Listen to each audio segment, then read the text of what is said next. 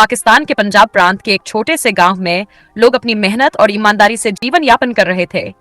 गांव के बीचों बीच एक बुजुर्ग किसान रहता था जिसका नाम नसीर था। नसीर ने पूरी उम्र खेतों में पसीना बहाया, अनाज उगाया और गांव वालों की मदद की।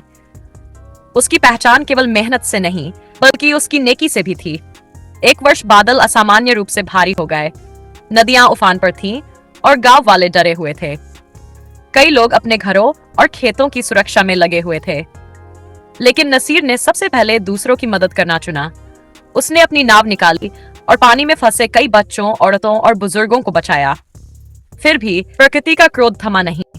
पूरा गांव धीरे धीरे पानी में डूब गया। लोग बेघर हो गए और खेत उजड़ गए।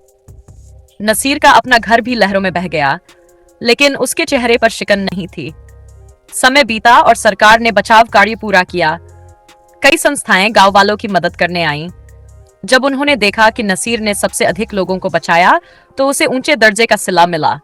उसे न केवल गांव का नायक घोषित किया गया, बल्कि उसकी ईमानदारी और बलिदान को पूरे पाकिस्तान में सराहा गया। नसीर ने उस सिले को हाथ में लेकर कहा, घर तो मिट्टी से बनते हैं, असली घर तो इंसानियत से बनता है। यह गांव फिर से उठ खड़ा होगा।